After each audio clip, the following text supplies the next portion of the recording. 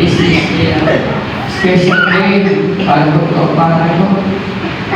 So kaya nga sabi ng Lord, ang dito ay para sa Kanya, at ang isip natin na hindi nakatuon sa mga maraming bagay dito sa saliputan. Kaya yun.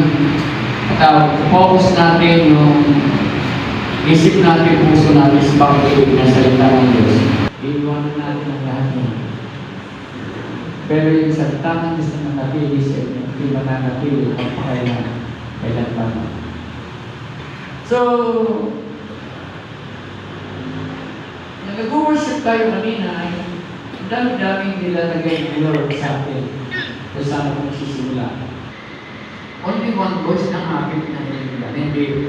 Very dangerous kung kayo ay marami na papakinggan.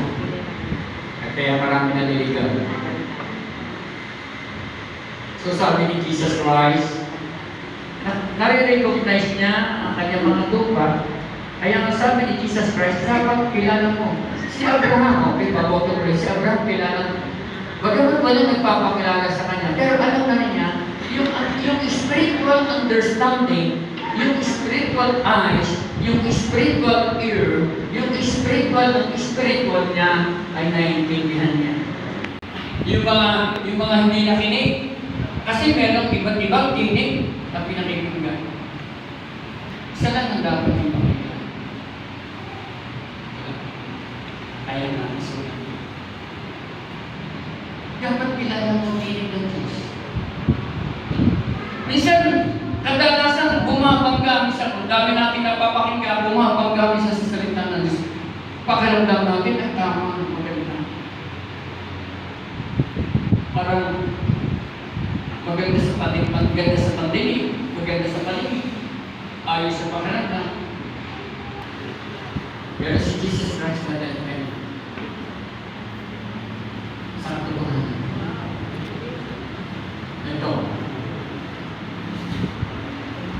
Kaya sabi ng Bible, your body is the temple of the Holy Spirit. Ito yun. Sabihin, hindi siya umayon sa, hindi naman siya ibig sabihin, binaya niya yung ginagawa nila. Kundi yung, o anong kultura nila, sila nakain na nakakamay, nakain sila na nakakamay. Yun ang ibig sabihin dito. Kung sila ay, kung anong kultura, kung sila nagamit ng tabo, diba? Kultura natin nagamit ng tabo. Diba? Sa abroad, hindi gusto ng tabo. Kasi that is culture ng Pilipino, ng Philippines. Tama ba? Wala rin dito. Walang tabo doon. Dito na may tabo sa only in the Philippines. Walang delay. Oh. Sa Pilipinas, dito lang nausong kamay. Nagkakamay kumain.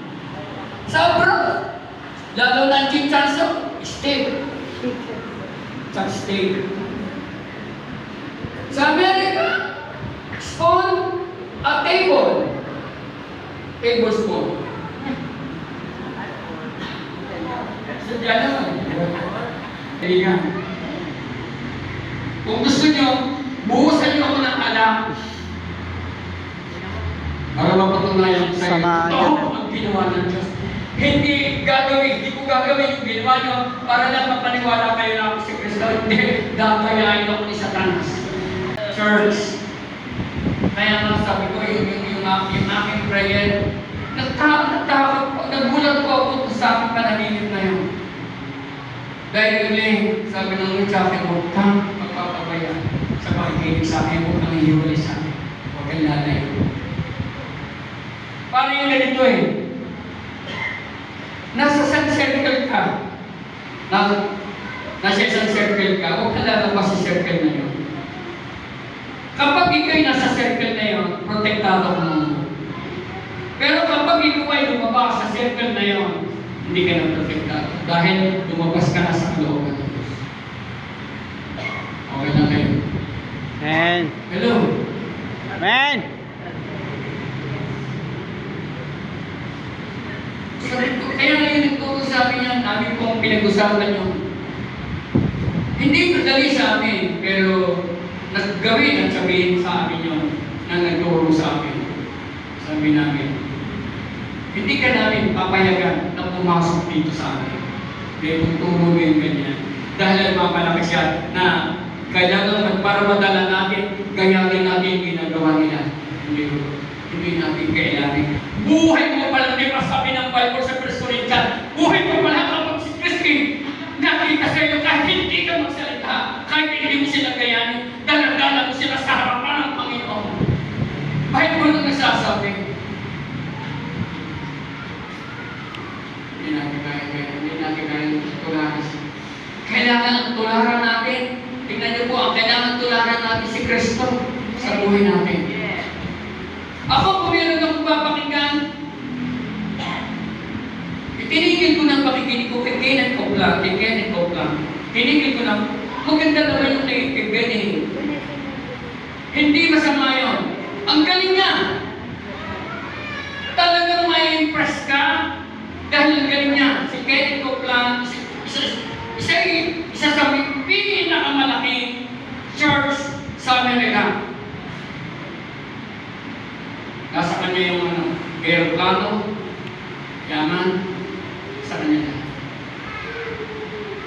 Pero, tinigil ko na rin yung pakikinig kay Benny. Alam niyo saan ako nagko-concentrate ngayon? Bagamat sila nakakatulong, pero masigit na may naitutulong ang desire ko ito sa kanya tutulong, sa kanya makikinig. Huwag natin silang tutularan. Ako po, talagang pinag-iserbahan ko yung buhay ng isang Kristiyano. Alam niyo, na ang buhay Kristiyano, kapag nakita totoo si Kristo sa iyong buhay, hindi mo kailangang tularan ang ginagawa nila. Sila mismo pupunta at lalapit sa iyo. Kapag nakita totoo ang buhay si Kristo sa buhay, naintindihan natin.